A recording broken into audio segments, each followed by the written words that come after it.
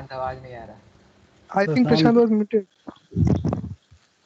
Actually, I have muted myself and I am practicing.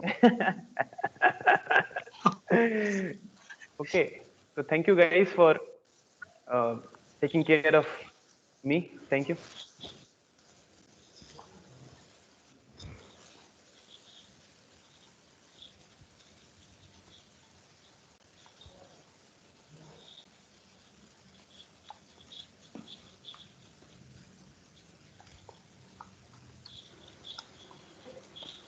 So today we have to speak in such a way so that when I will record this meeting, it should have the video of that person who is speaking. Okay. So whoever will notice the time, please take care of that. Okay.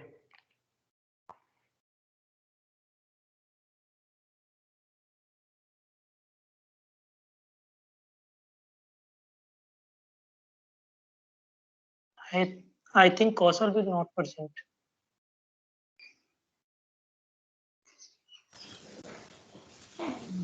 Okay, so we should start now.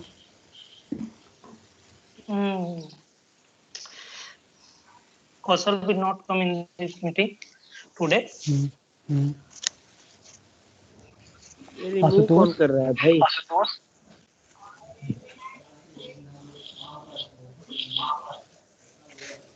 I'm connecting to Asutosh, but the Asutosh is not able to take my call. Okay. Kaushal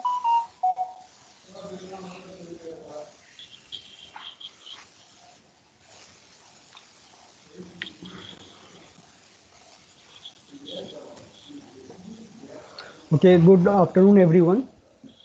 So we all are here to start our meeting for the Fluency Club.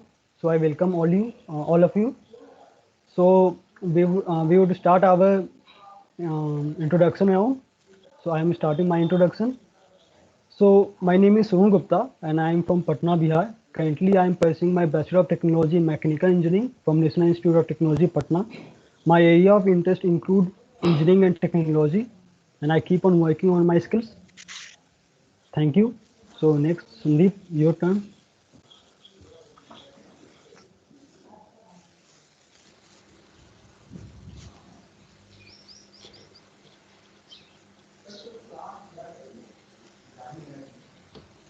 Sandeep.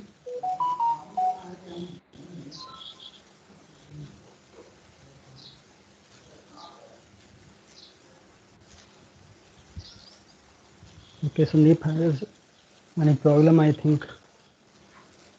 Okay, Chitish, you can start. Rohit, you can start.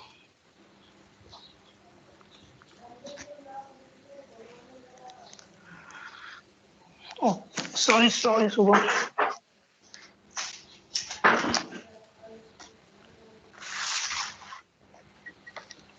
Good afternoon to everyone. Myself, Rohit Kumar Rajak, and currently I am pursuing my BTech from the National Institute of Technology, Patna, with the Mechanical Engineering branch. And my interest is to enhance my technical knowledge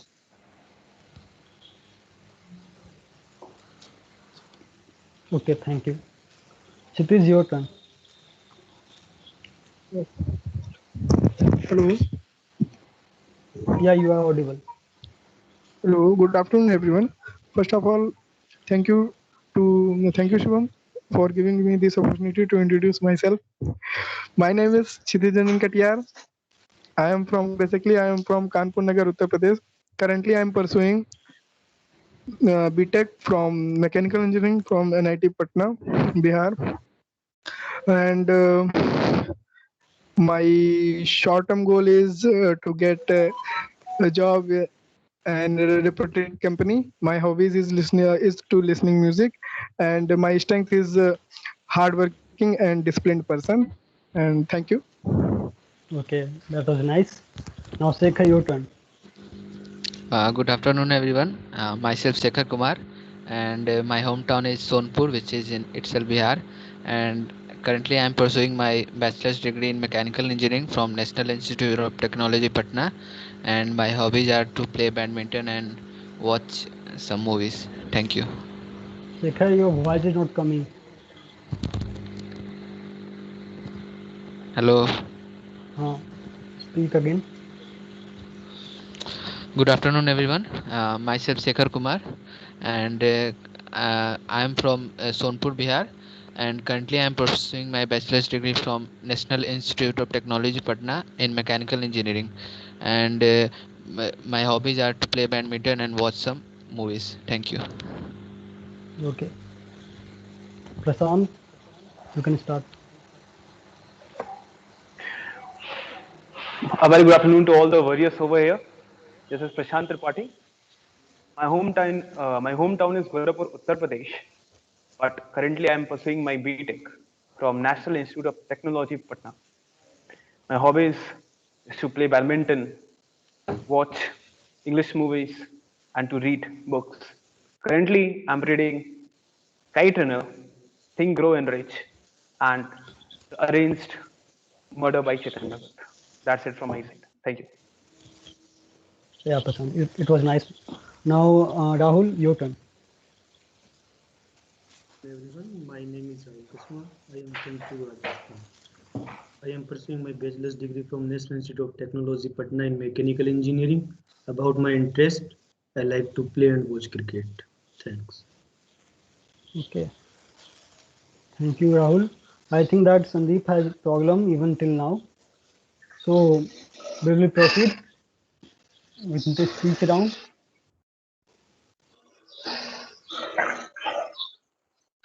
So I'm going to start the speech round.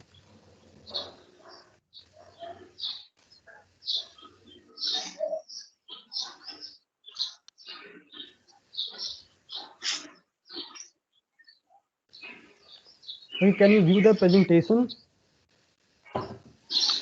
Yes, Shubham, it is visible. Yeah, Okay.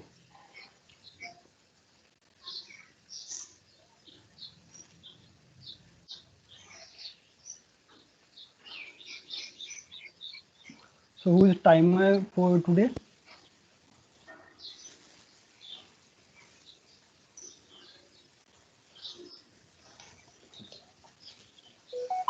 Yeah, I'm seeing the time.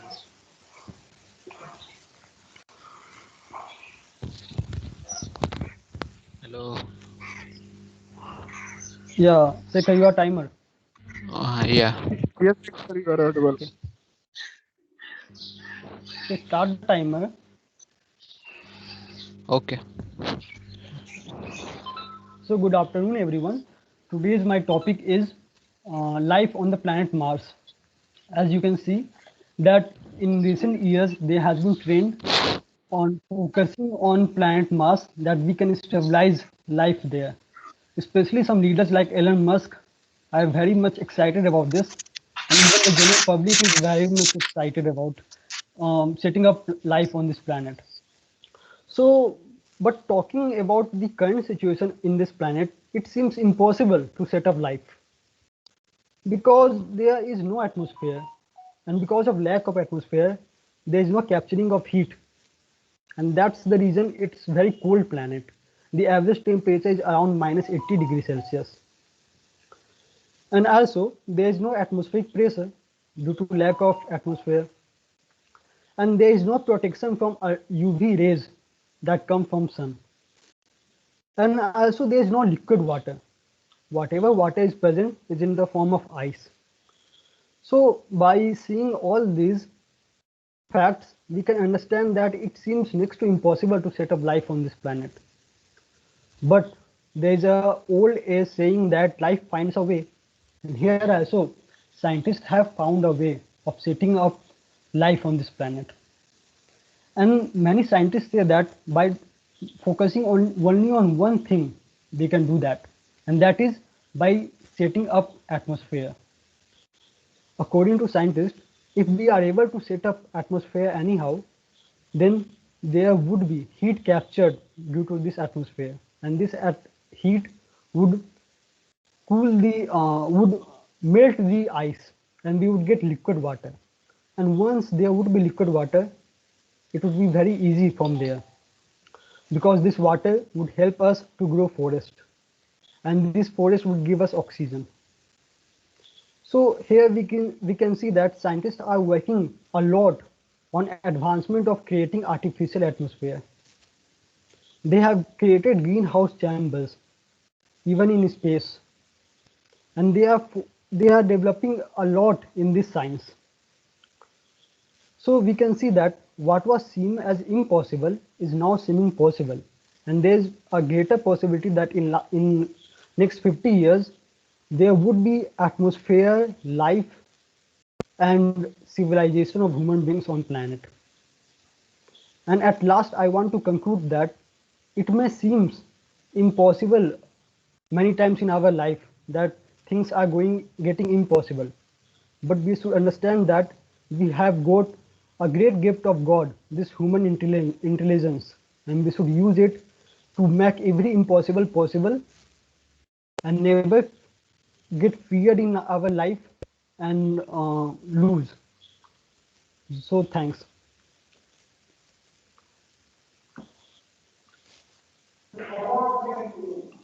Okay, so now the speech would be yeah. I think that Sandeep is here. Sandeep, you can introduce yourself and then start your speech. He is not able to listen what we are saying. Okay.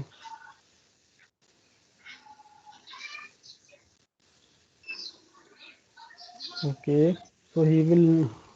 So we can type here. He might see.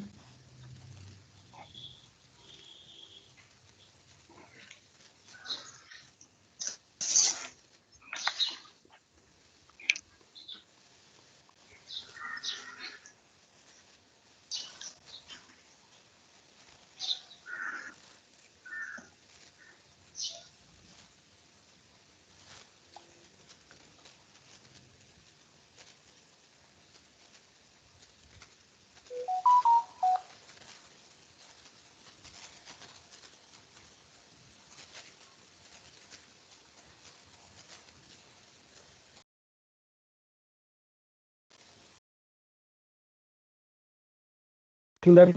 So Sekhar, start your speech, and I will see you time. Your time.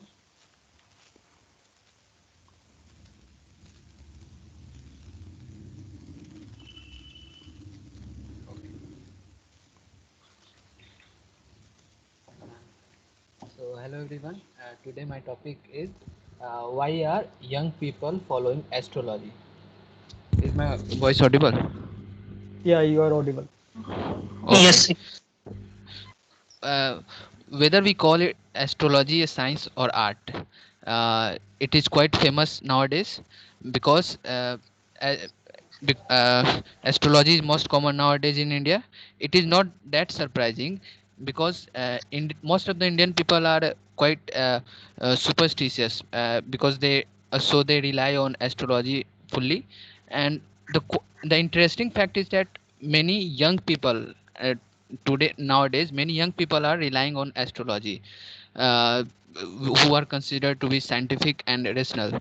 And for example uh, for example, Anish Chaudhary, who is only 23 years old, and in his in his interview with Indian Express, has said that on one day when he read his horoscope, and he found that on that day he will be facing some work stress, and on that same day he he had to work overnight in his office.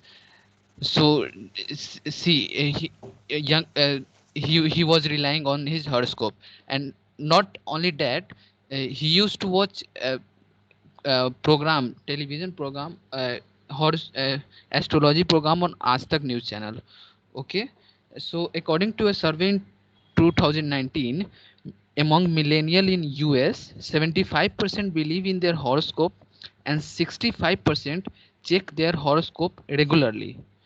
So that is why astrology has become online business nowadays. Many investors and many businessmen are investing so much amount of money in this astrology apps or many programs.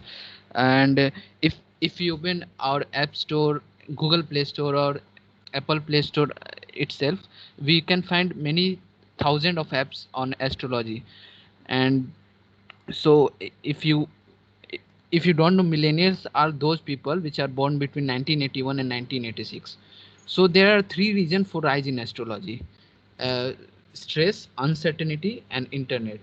First one is stress. So as we all know that millennials have been the most stressed people for having pressure for jobs, career, relationship, or academics, etc. So what they do go to astrologer, any astrologer, and they told them their problem, and astrologer what they say, and they give them some positive statements, so they feel somewhat motivated. And the second thing is uncertainty. So human have for many years human have tendency to know what will happen in future, like what will happen, when will it happen, and how will it happen, how the future will unfold.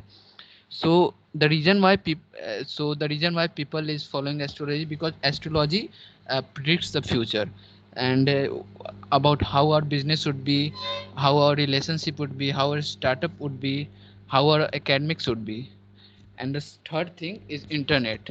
So in old times, when there were only newspaper, astrology was limited to newspaper, and but nowadays our smartphone has all the feature. So young people are only seeing their horoscope for daily, and they go to only the smartphone and rely on the horoscope. So these are the three reasons why young people are following astrology nowadays. That's all from my side. Thank you. Okay, so okay, it was very nice from you. Now, Rohit, your turn. You can start your speech.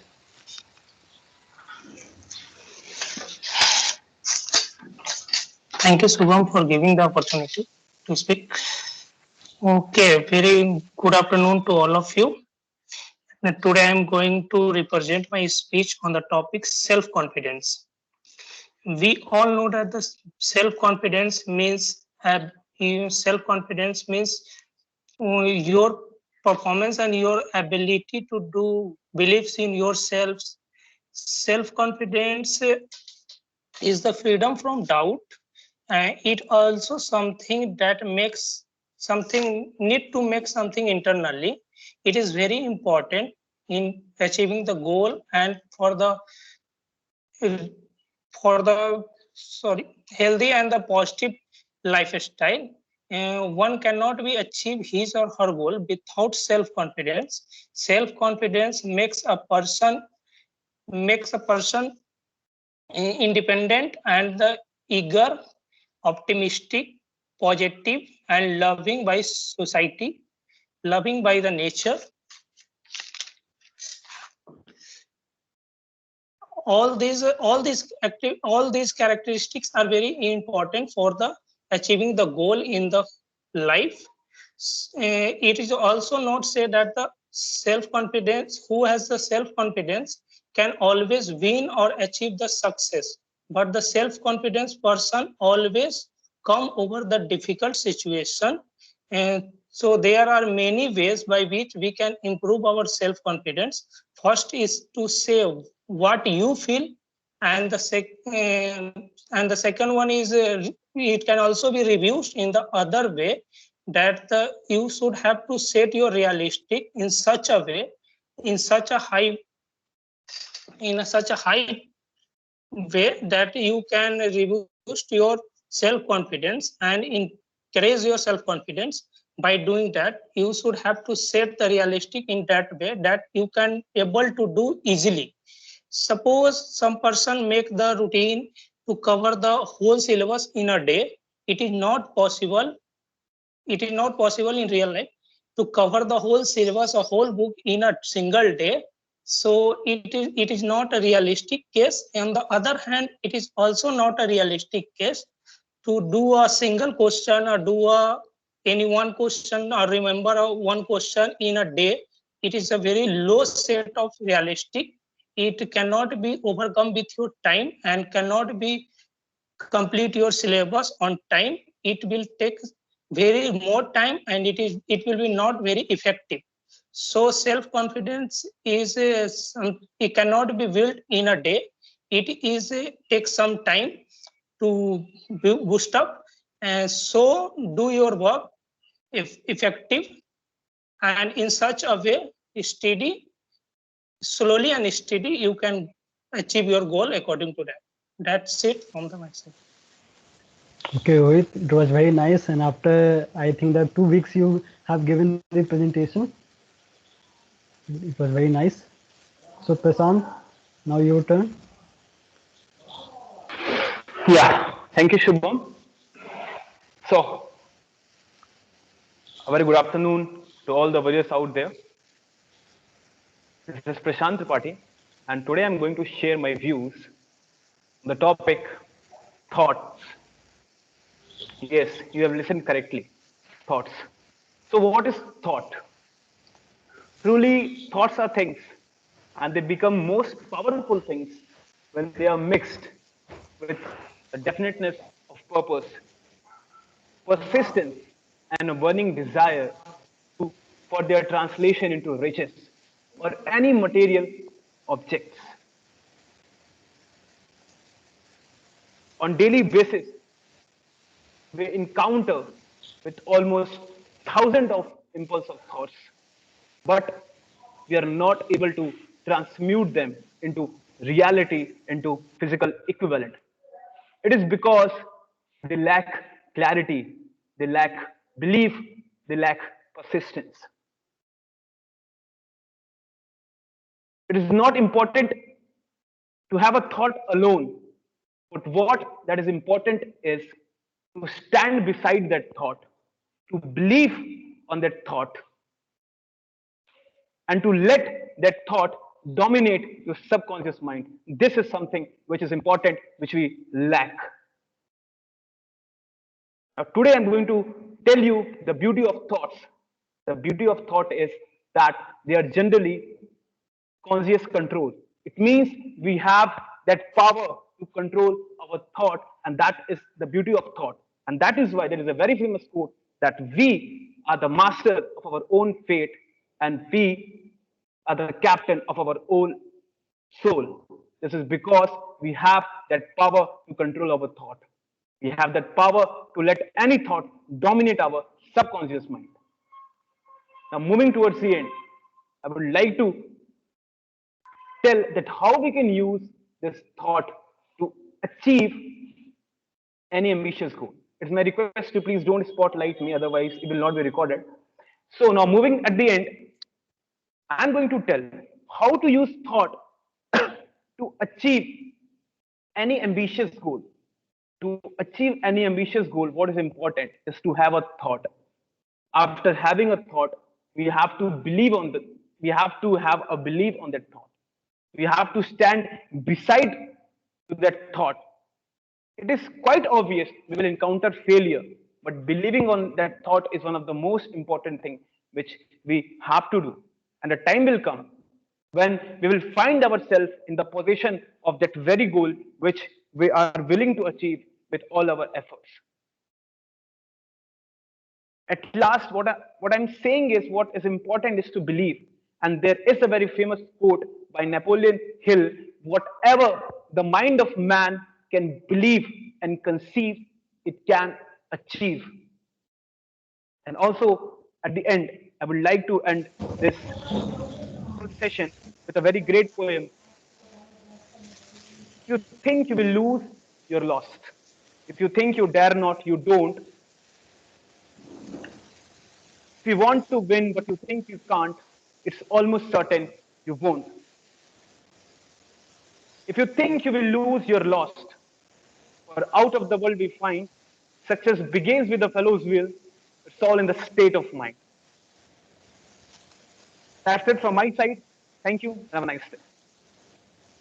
Yeah, Prashant, it was a very motivational speech. Thank you, So Shubham. Rahul, yeah. So Rahul, now it's your turn.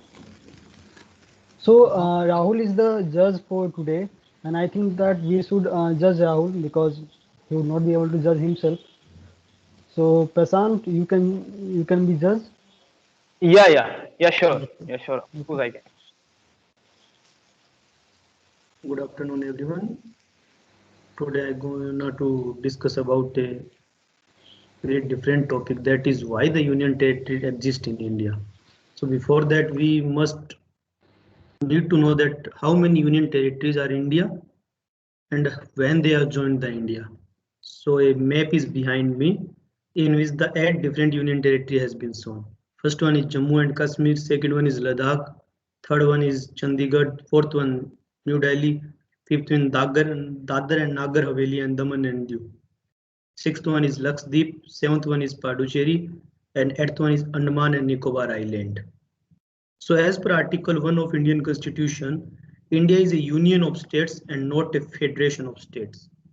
But along with this, the Article 3 of the Indian Constitution says that the union government, means the central government, has the power to form a state, increase and decrease the size of any state according to its needs.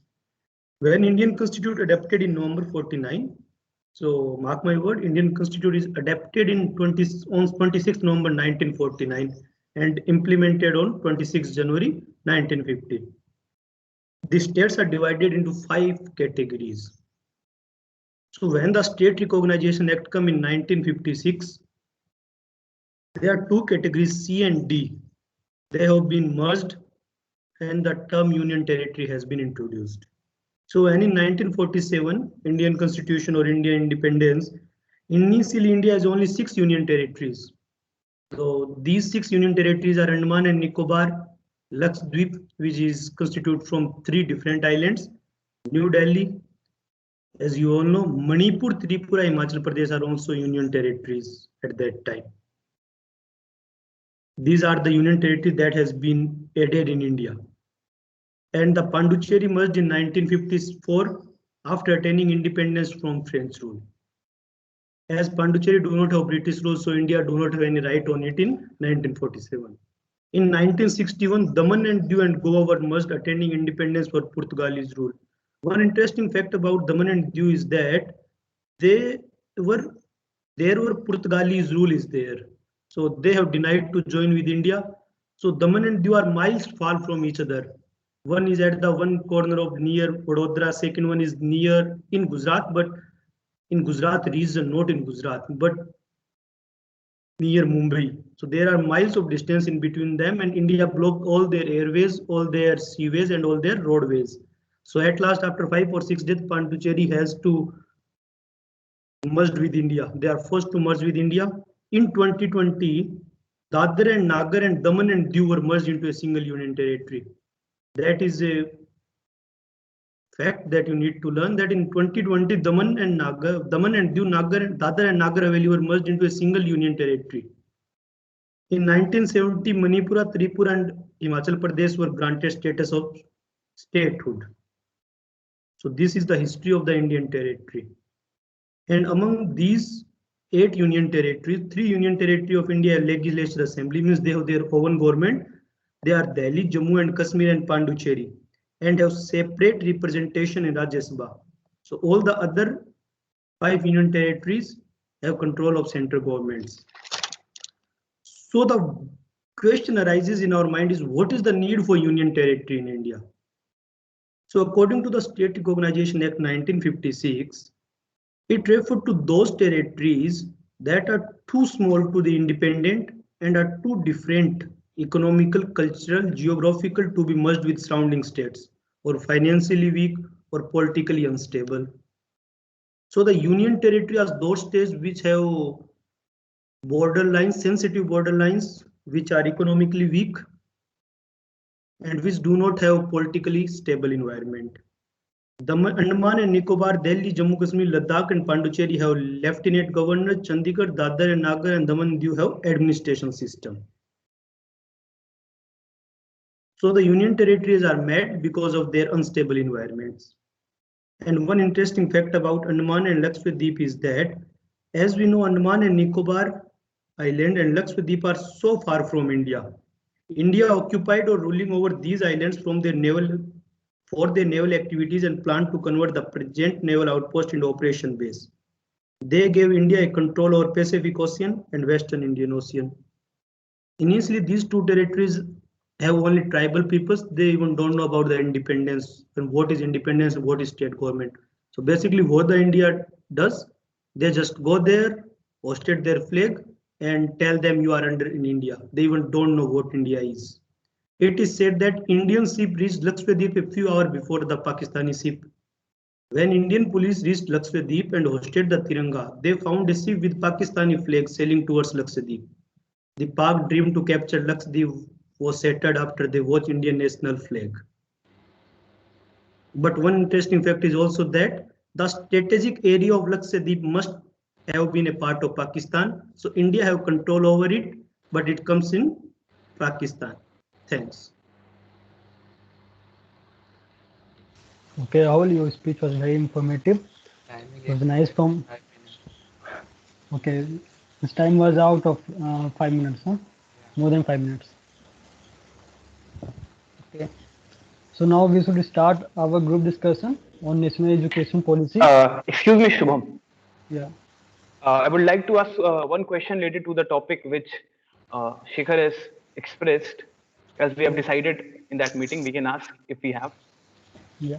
So, Shekhar, you have a speak on the topic astrology. That was very good and very informative. I want to ask that what is your opinion on astrology, and are you going to use that astrology when you are going to when you're going to get married? Like uh, I will not rely, like my family rely on the astrology, like for before every marriage, uh, there is a ritual to see husband, groom and bride kundali. So my family will see, I think. Okay, so it means you support astrology. That is what you want to say. Mm, I I don't support astrology. Like I have not seen till now. Uh, I don't support. Frankly, I don't support astrology. Okay, so you have given the power of your marriage to your family. Yeah. Okay, okay, that's it. Okay, Shivam, over to you. What's your view? Okay, my view. So I think that see, I do not know that what can be right or wrong, because there are many instances when we have realized that old culture was better than us. There were many subjects in which the old culture was better. So it may be that there would be something like astrology, what we are not knowing in modern science, and that maybe in ancient India they were able to realize that there is that importance. So I will leave this to my family. I do not know the importance of astrology till now, but I think that my family might know the importance. So I leave this to my family. Okay, so somebody else, Rohit, you want to add something?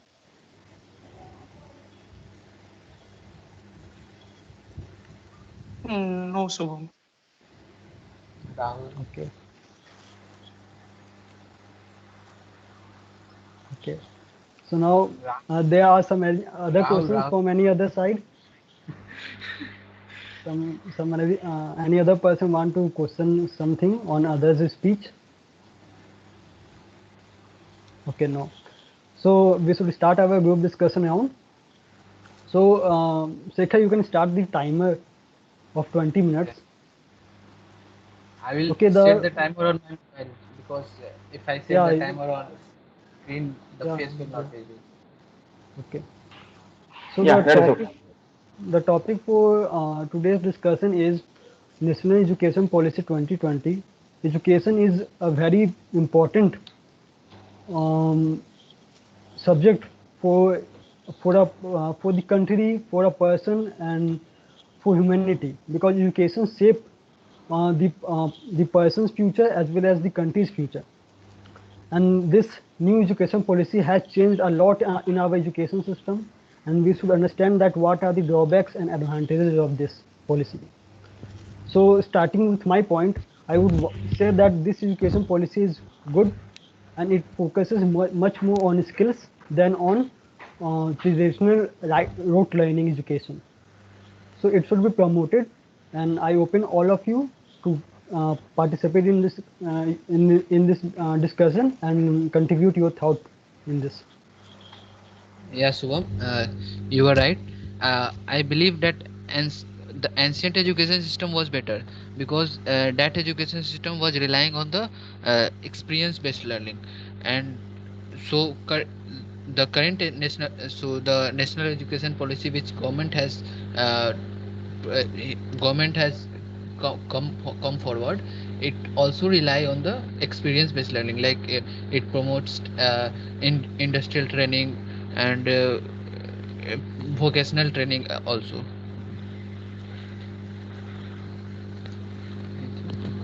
Yeah, from the starting, from the age of 13, that is from class 6, it is focusing on internship.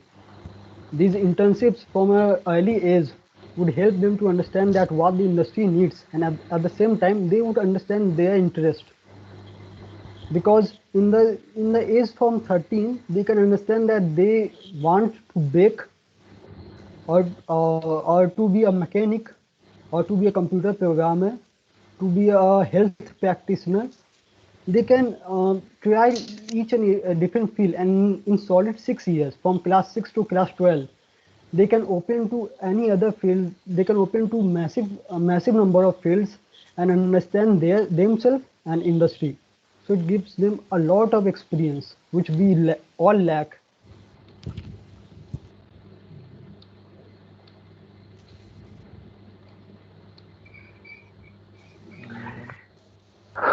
Okay.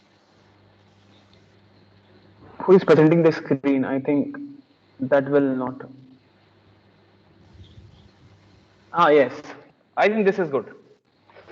So, yes, Shubham and Shekhar, you both have told the very positive point of this new education policy. So, first of all, I would like to add that why such a major change has been brought into this policy. So, before bringing this, there was a meeting which was held in the United Nations, in the General Assembly of UN, and in that meeting, around 17 Sustainable Development Goals and almost 169 targets were framed. So, sustainable goals means that we have to develop in such a way that we have to care for our future generation as well. So, there was a meeting which was held in the General Assembly. In that meeting, 17 sustainable goals were put forward to everyone, and it was given green signal from almost every country. So, in that 17 sustainable development goals, the fourth goal was to bring a major change in the education sector. So, following that, the meeting which was held in 2015, the government has come up with this new education policy. This education policy is definitely going to change almost everything, and it aimed at bringing India at the level of all other superpower that are present on the earth. Over to you all. Yeah, yeah, person. Directly, every coin has two faces. So there Yeah. must be positive, there must be negative also. Yeah. So directly saying that implementation of NEP 2020 is not that good, because according to this national new policy, the GDP is increased from 3% to 6% on the education. So this is also something that we need to see. The cabinet have also changed the course structures or school education system, that is from 10 plus 2 to directly 5 plus 3 plus 3 plus what is 4, yeah, 5 plus 3 plus 3 plus 4. So they are looking at the foundation level also. Initially, what the people does, according to age of their children, they will select a class and got admission in that class. That was also not good. But I think the education policy is better for 10 plus 2 levels or till 12th. And after that, there is not so much as the government has done in the higher education. That is something different thing. But till 10 plus 2 or 12th standard, it was nice.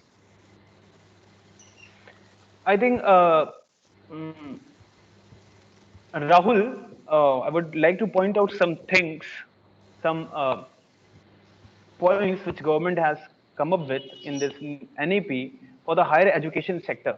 First of all, they are thinking to like phase out this affiliation system in upcoming 15 years. I hope you are very much aware of this affiliation system. What it is going to do is they're giving graded autonomy to all the colleges. It means in around 15 years, almost all college will have that autonomy to give degree, to control their students. And that is where the competition will increase. This is the very first thing. This is the very first thing. And after this, what they have done is, in the UG courses, they have done a multiple entry and exit point. If you want to do 1 year course, you can do. If you want to do a 2 year course, you can do. If you want to do a 3 year course, you can do. And apart from that, the enter course has been reduced to 1 year course. If you want to do it 1 year, you can do. So these are some changes which has been brought into this NEP. You have talked about autonomous bodies. The problem with autonomous bodies is the funding problems. If there will be no funding from center, if all government become autonomous, self-dependent, the funding problem will be there. And then the director of that college looking for the private sector.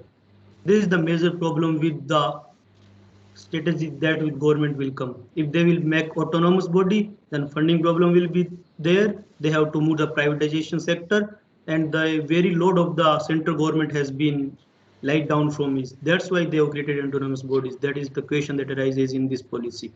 And along with this saying, you are saying about the +1 +2 year course, that is diploma, plus 3 year, that is bachelor's, and plus 4 year course, that is multidisciplinary bachelor's degree.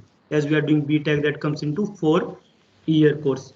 But in higher education, when a teacher is been appointed for the 12th standard, what's the problem in Indian education system? That either he is a BA or BSc, not even BTech, because BTech students don't get a chance for B.Ed, that is the Bachelor of Education. So what they have done, they have no criteria of that anyone who will be appointed as a teacher in the 12th standard or lecturer, we can say, there is no mandatory of research or PhD is there. So this is one lack that we see in our national education policy about the higher level education. And another thing is also that in NEP they have discussed about 4 year B.Ed course. B.Ed means Bachelor of Education. That everyone gives the exam of TET. We all have introduced with that. TET exam is conducted by CBSE for central school, and RTET, BTET is taken by Bihar and state government, Rajasthan state government.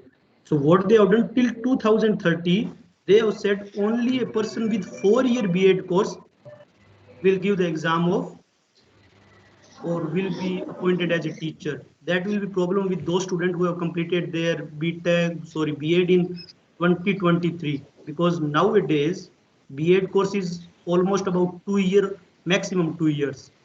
So they will be go out from the race. This is also problem with new education policy. I think they will consider this point, because if they have framed, if they have come up with thought, they are not going to exclude them directly, because till the time it is of 2 years, So I think they will consider them, and after some limit, after some year, like after 2024, you have to do 4 year course. I think this is the way in which it is going to be implemented. And I also think that in this age of technology, when there are so much of lectures online, so there is very less need of professional teachers. And because of this experience-based learning, we can see that the student can learn from the industry, and the industry teach them better than what college teaches us. We all know that after graduation from even from IIT, the industry trains the students in their field of technology. For 6 to 1 year, for 6 months to 1 year, they train the students in their field of technology. So even after education of 4 years, they are trained in 6 months by the industry. And many of the students say that they do not use anything which has been taught in their on in their engineering, or in the 6 months in their 4 years of engineering, or they uses very little, less than 10% of their knowledge of engineering in the industry. So here we can see that the need of teachers are not so much great, but there is a great need of the industry and education partnership, and that has been provided in this bill. Because of Yes. this, Hmm. Hmm. I think the Yes, point you Shubham. have raised about the technology is better. In the field of technological education, your point will be better, industrial will be there. Along with this, there are so many education sector in which industrial training is not required. That is also. So one better thing that has government has done in this NEP, that they are going towards the technology based educations, means the professors of a university or college will teach you online based. This is the one better thing that NEP 2020 includes. So as Shubham has told that whatever we are studying, we are not able to implement that. So this is one of the very important thing which we have to consider. So in this NEP, the whole focus is on practicals, is on gaining skills.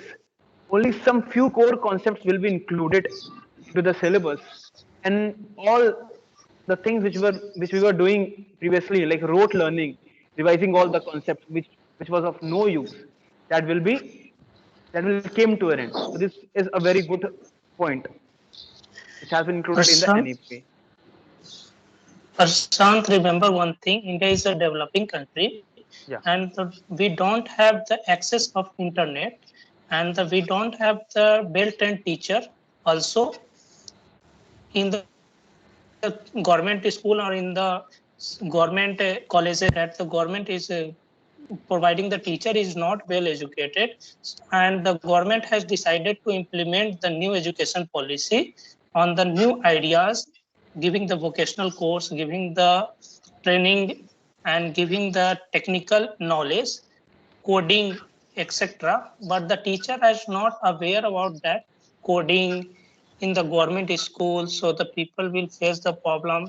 In also, we will look on the private schools. The private school ultimately increase the fee of the school, and it is will be burden on the family, because they will say, I have introduced the new topic, I have introduced the new coding system. So the parents will parents ultimately forced to pay the high fee in the school. It is also challenging to the parents of the children. So this is yeah, not yeah, that I much agree because with. the, yeah, let me finish. This is not the problem because along with this, what the government will do, they will provide government teacher for that. That will not the problem. And along with you are saying that about the hike in the, what do you say, hike in the Fees. fee. Yeah, hike in the fee, that will also not a problem because of the regulation on the fee. But along with this, coding is better. All the bachelors of technology get a chance and will be employed in it. That would be better for, I think. Yeah, I Nay, agree with Rohit. What Rohit is saying that the fees may be increased. The government has regulated the fees, but the problem lies that even for providing the basic education, like we can see the example of Hat Hacker Junior, they are providing basic coding classes at the cost of 1.5 lakh. They are exploiting the technological trend, and see how they can be exploited. The most of the lectures are free of cost in the internet, but they are taking hefty amount of money from the parents in the name that they can that their child can build the app and they can earn a lot of money. So how they can come, how easily they commercialize a simple thing. So we can see that in the name of robotics, coding, other vocational course, how malpractices can be implemented. And we all know that how corrupted India is. They do not the people of India do not lose a chance to earn money. So here we can see that there can be the implementation should be at a good with a good heart, and there should be good implementation by the government, and there should be some regulatory uh, organizations who can regulate the industry, that there should not be tie-up between education institute and industry, and they would charge a hefty amount of money from parents. So the it would backfire our India it would backfire to our Indian population. Yeah, Prasan. Yes, Shubham and Rohit, I agree very well with the points which you have put forward. The most difficult task is the implementation and also the regulation, like which you have come up with. Shubham, you have mentioned White Hat Junior, and that is where the malpractices happened because parents are not aware. Parents are so much involved in the race which is happening currently to make their kid at the front, but they are not aware that what in reality the education is. So this is time to make everyone aware, make everyone disciplined so that they can use free resources which are available already on the YouTube. So this can be avoided if parents are a little bit aware and they're not being panic for their child's future, because the ads which has been shown by White Hat Junior is literally, I mean, it is not good. It is not good. It is just turning it into some different direction. And Rohit also said the fees maybe there may be a hike in fees. So in that case, I think regulation can be done to control the fees hike. And fees hike is not a new problem. Already we are facing the fees hike problem in the various private schools. They are earning a hefty amount from the parents, and that is because parents are not aware. They're involved in the race. They think their child will get beaten by other child. They are busy in the competition themselves. So it is time to become aware, to gain skills rather than this rush which is happening currently in the society. Yeah, I and the agree with you, point Prashant. So, pointing to the other fact, like currently 28% of India's primary schools and 14% of India's upper primary school have less than 30 students. So, what happens that government came with this national education policy with aim of achieving gross enrollment ratio to 50% in higher education at the end of year 2035. So I think this will lead to somewhat reduced quantity. Like if we enroll such higher amount of student, and the government is telling that they would they would give industrial training or vocational training. So I think this will reduce the quality rather than quantity. And along with this, Sekhar, you have said about GER, that would be the 100% gross employment ratio. These are the two facts that have been added. What the Prashant has said, implementation problem, and the second problem that you raised here is the GER problem. Yeah, these are the two main factors that why this new policy is not been, there has been problem in this policy. According to Hindustan Times, what they have said, if you want to achieve 100% GER, means every student will get a higher education in university or somehow, then from now 2020 we must open one new in university every week for next 15 years. You understand my point? From 2020 to 2035 India have to start a new university, one university every week. That means 552 university every week. That is not possible. And the second point is that India has to open 50 schools every week from 2020 to 2035. That is not also possible. So these are some lag points. This is what I'm talking about, that opening schools is not so much problem, but opening university along with all facilities is a major problem in India. And in the another point in this NEP is that it comes at the time of the COVID, at which every country need funding. So building so much university is also not possible. That is also a negative point of this bill. Yeah, I But agree with but you. here we can take the help of Rahul, technology. By providing with the help of technology, we can provide mass education to a large number of people. So we can increase the time 10 minutes, I think. Is everyone agree? okay. Yeah, we Okay. can go for 10 Yeah. minutes. Okay. So increase the timer 10 minutes second. So I was saying that the technology can help us. We can see that we are all doing NTPL lectures from our home. There are a number of internship or project on private companies who are providing internship and projects completion from their offices online. So online they can train a large number of people and there would be no foundation. So going with traditional education, that there should be schools and colleges, I think that it should be changed, because we are living in the age of technology and internet is so cheap that this can be implemented. And another issue I want to raise is that of child labor, which was raised by many people, that this policy can lead to child labor because they are providing internship. It is saying that schools and industries will provide internships to the children, and we all know that the children at the age of 14-15 do not possess much skills. So there may be possibility that they may be maltreated and may be undergone child labor.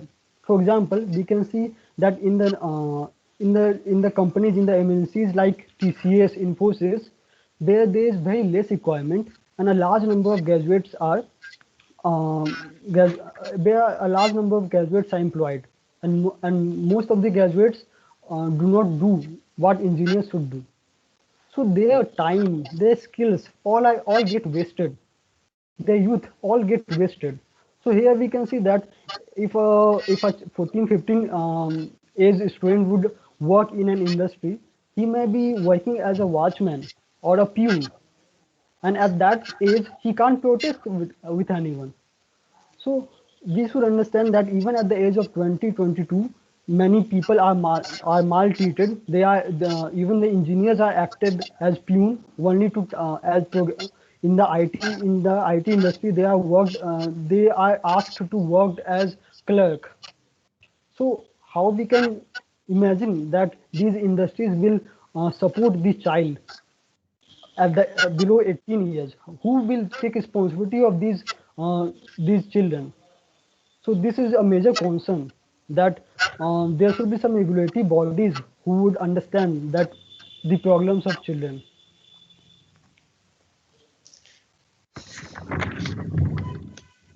Yes, Shom, you have raised a very important point, because a child who is at the age of 14, suppose if he's not having money and he's having some skills, so of course he is going to resort to some employment, and of course he will leave school just for some meager wages. So I think your point is very genuine. We have to come up with something so that we can let the students to be in education for their almost at least to the college level, so that they can be skilled and that they can explore all other opportunities in the future. To overcome this problem, the one Question. better thing in NEP is that it will come under Prime Minister. So funding problem is not so much if it come under Prime Minister. This is one better thing that comes in NEP. And according to the new education policy, the government has divided the education policy in such a way 5 plus 3 plus 3 plus 4. Okay, first one is the 5, and 5 represent the foundation courses, and these foundation courses allow the student to 3 years pre-education and 1 to 2 standard in local languages. Think about that person think about that person who got transferred from one state to another state, and the local languages changes from one state to another state. Then that in that cases the children will face the more problem in understanding the things. I think language independence is given to the state, so there is no problem, and the guidelines of about the language is not even given by the government till now. The guidelines will come in end of the 2021. No, But I think No, the Rohit has picked government up a very has genuine point, because it has been said that you're not forced to adopt the language. But suppose if Uttarakhand is teaching in his own language and I am belong to Uttar Pradesh and I'm going to Uttarakhand, then of course I'm going to face some problem. So this is a very good point. yes. I think Yeah, Yeah. like I agree with you, in Rohit. New Delhi, Hmm. people from many state, like from Bihar, from Tamil Yeah. Nadu, Chennai, any state live there, and so if they adopt some regional language, so how many students will read in that language? That is the But problem. one thing this that is is very what important, that government is not forcing. Government is saying yeah. it is up to you. If you want, you can go with this. If you don't want, you can adopt any language. Yeah, you are right, Prasan. That's what the government have given power to the college itself. If let Yeah. and took an example of IIT or NIT, the students are all over from India. Hmm. So in such colleges, the implementation of the local language is not there. Hmm. And if you Not remember technically in possible. our college about Hindi, there is some question will be there. Students have been asked how if they were being taught in Hindi from first year and second year, I think. The email that comes on our account that about the regional language. If you have any remember or seen that, this is only first or second year, I think. So they have Yeah. asked about the regional languages. This is all about what the perspective of students, and college will take decision after voting of the students. Okay. Uh, Also, Rohit has said 5 plus 3 plus 3 plus 4 system, in which like student at the age of 3 will go to school, like from nursery, LKG, UKG, and 1 2, and till class 2. I think there will be no exam, so student will not fear of going to school. Like they will go to school for extracurricular activity, for playing. So the fear of going to school will end. Yeah, this is a very good point, Shekhar. Why? Because the all focus of government is to have some core concept knowledge, and their focus they're focusing on practical skills, and also they're going to make every examination very easier in the sense no rote learning. You should have the knowledge of some core concepts, and also you can give this board examination of class 10th and 12th, I think twice a year. These are some points which with which the government has come in front. One better point with about NEP is that after as student have choices to select their own subjects. This would also a better choice that has been provided to the students. We have to consider this point also. You have select physics, coding language, computer science. You can select math, you can select bio, you can select art, anything from the ninth standard. This is a good point, because even till 10th we people don't know what we have to do in 11th or 12th or after 12th.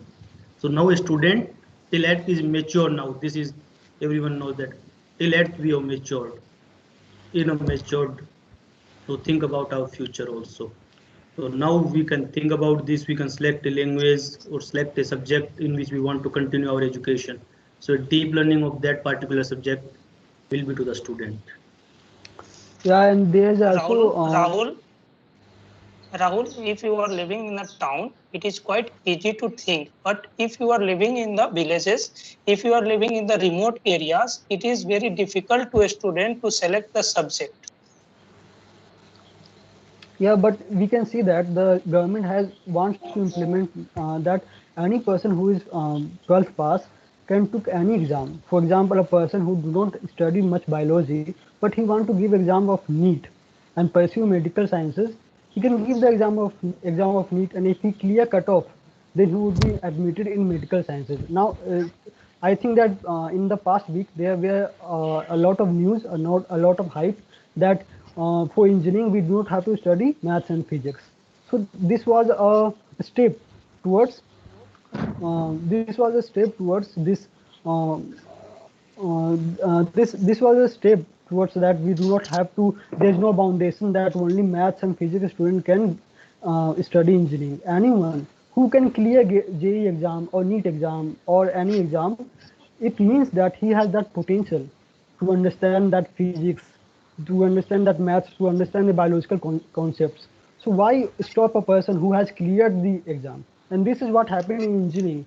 A person of mechanical engineering can give exam of CSE, computer science, and if he has cleared CSE cutoff and got a good rank, he can get admission in IIT in computer science. So it open foundations, and it gives opportunities to students that they can change their stream in the middle if they want to change. And this should be this opportunity should be given to each and every person. Yeah, you have talked about the paper. I think every stream people will give the examination. Every stream of people will give the examination. You can leave if you want. Any stream of people will give the examination, but the course structure should be from maths and physics. This is the must need that you should be for an engineering student. Every subject you will pick, physics will be there. Every department you can see, physics will be there. Okay, so physics should be mandatory. This should not be that you can select a subject. You have the choice that you can fill up this subject and give paper and go to admission seat. What happens? Irregularity will be more. Competition will be more in a particular section. So what the now government is doing in other sector, I am talking as we are from BTech, from technology we are from bachelors and technology of JE. So what we think that there should be less employment in our sector. This is basic need everyone wants. Am I right? It is not possible. It is not possible that you should because we can see that whenever there would be competition, there would be more skilled workers, and that would be good for the development of India. We can see that in medical field there is very less competition, and because of that there are very few doctors who are highly skilled. One thing that a point I raised you that for NEET UG, I think syllabus will also from bio. There is no foundation that you can select math, give the NEET paper, math will come in NEET paper, and you will be selected as a doctor and you are completing your MBBS. That is wrong thing. The syllabus of the competition exam would be same. For NEET there would be biology. For engineering there would be what math. I am saying. Yeah, this is that what would be happens. there. The syllabus for JEE should be math, physics, and chemistry. That should be fixed. This is all everyone wants. Not that you are choosing that fashion designing and you give the paper about fashion designing and you got an admission in architecture. That is not a good thing. You should clear the cutoff marks of that particular exam with that particular subject. One point that I want to mention here that every sector, whether you go, we know that in every engineer is in every field, you know that. Either you stack UPSC engineer is there, you can take railway engineer is there. So what that sector are doing 2 or 3 years before what they have done, that they have just removed the math portion from the UPSC. Now till math is not coming, they have removed the math section, that math will be not be there, so that the occupancy of the engineers will not be in UPSC. Every sector is doing this. Then when it's time for JEE or BTech, understanding my point now, then everyone should not be admitted in it. So new education policy is better in, I think, better in the documents, not in the real life. Implementation until 2035 is not possible. The real scenario ground report is there. Okay, we are ending this group discussion, and I would welcome all of you to conclude from your side. You can conclude from your side. So starting from Shekhar, what is your conclusion? So from this group discussion, I have concluded that government came up with this national education policy with the aim of enhancing the Indian education system. No doubt in that. But the implementation should be clear. Like uh, the government aims to implement this a policy by 2022. Till that time, they should like uh, they should what happened? They should enhance the quality of current government school. Like we all know that what is the quality of now government school, and one point is that in the uh, in the in the team of NEP, there should be no member like some member of uh, member of minister or anything. So the team members should be somewhat who has the uh, vision of changing the education system. Thank you. Okay, Shekhar. Okay, Prashant, your conclusion. I think I have a very positive opinion about this NEP. I think the whole concept behind this NEP is to make a student away from this rote learning, to instill skills in them, to promote a holistic development, which means the overall development, not only of the mind, but physical, mental, and everything. I know implementation is difficult, but the role of teachers are going to be very important in this implementation. And I think I will stand beside this NEP and I will do whatever I can do on my behalf. That's Okay, it. Prashant, very nice of you. Rohit, your conclusion. Okay, at present, India education system is criticized by many rote learning education. So we need to give the education in such a way that can develop the overall posture, overall system of the students, and it given the chance the student to enhance in any sector in any field to develop themselves. So in the 20th century, it is very necessary to improve our education system, and we adopt that new education system. Okay, thanks, Rohit. Rahul, you want to conclude? I think the positive point with the NEP is that 10 plus 2 structure has been changes with 5 plus 3 plus 3 plus 4. And the negative point is that government has been talked about 100% gross employment ratio, which on the ground level is not possible. So they have to review that point.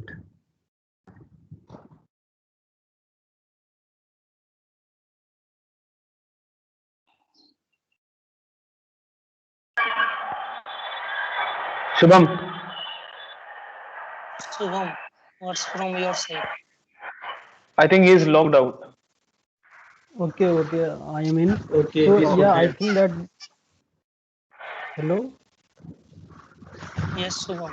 What about you? I think that this education policy is very good, and it is focusing much more on skills, and we should welcome this.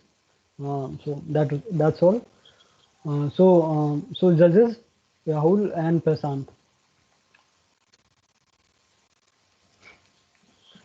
Rahul is on. So Prashant, can you speak that what you have judged? No, Yeah, Okay, Rahul. in case of Rahul, I have sent Hello, that into Rahul. the group that Rahul voice is very Rahul heavy, is present now. so it is a very good thing. So if he will use the tone variation, then that speech can be very effective. And one very positive thing in Rahul's speech was that he was not using filler. So this is a very good sign. And rest of the things were really good. That's it.